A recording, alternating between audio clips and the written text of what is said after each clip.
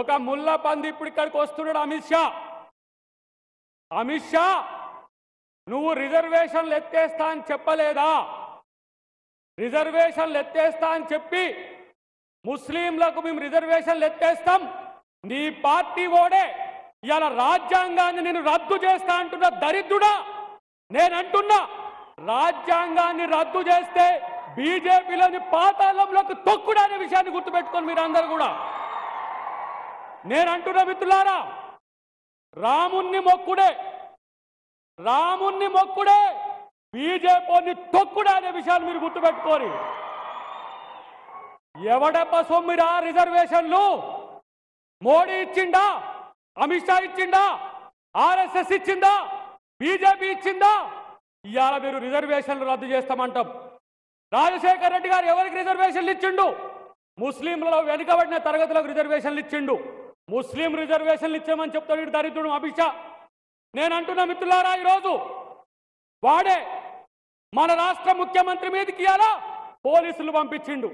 అమిత్ షా రేవంత్ రెడ్డి వెంట్రుక కూడా మీకలేవు, గుర్తుపెట్టుకో.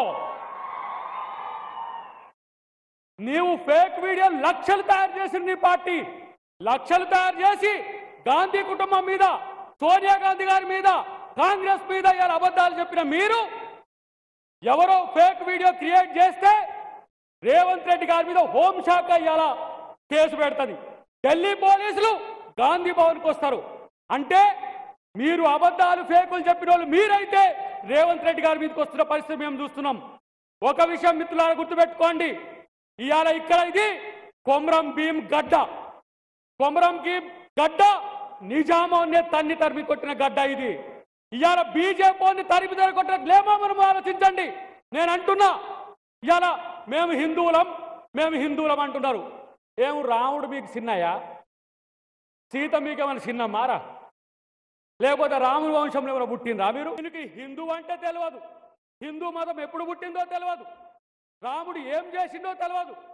ఇవాళ నేను అంటున్నా, మోడీ సీత కొరకు రాముడు ఎంత విలవిలలాడిండో మేము చూసినాం.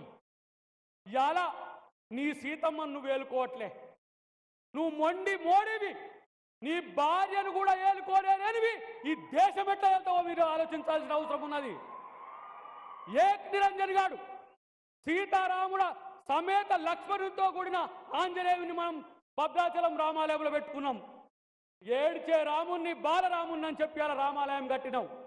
రామాలయం కట్టడమే కాదు చెప్తున్నా మిత్రులారా, గుర్తుపెట్టుకోండి, పక్కనే బాబ్రీ మసీద్ కూలిన ప్రాంతంలో కూడా కట్టుతున్నారు. కానీ ముస్లింల మీద విషం చంపుతున్నారు. ఎందుకు ముస్లింల మీద విషం చంపుతున్నారు? పాకిస్తాన్కు పొమ్మంటే నా దేశం పాకిస్తాన్ కాదు, నేను భారతదేశంలో పుట్టిన, ఈ దేశంలో పుట్టిన ముస్లింను, ఈ దేశవాసిన అన్న ముస్లిం మీద మీకు ఎందుకు రాకసి ఇంత అని చెప్తున్నా. నేను ఈరోజు నేను చెప్తున్నా, గుర్తుపెట్టుకో మిత్రులారా, మోడీ అనేటోడు చేతగాని దద్దమ్మ, అమిత్ షా లాంటి లఫూట్ గారిని పట్టుకొని ఇలా దేశాన్ని దోచుకుంటున్నారు. ప్రధాని, అంబానీ, అదానీ ఈ ముగ్గురు దేశాన్ని దోచుకుంటున్నారు. తినే పప్పు మీద, ఉప్పు మీద, చపాతీ మీద, పుల్కా మీద, పెరుగు మీద ట్యాక్స్ చేసే దరిద్రులారా, ఎవరిని దోచుకుంటున్నా మీరు?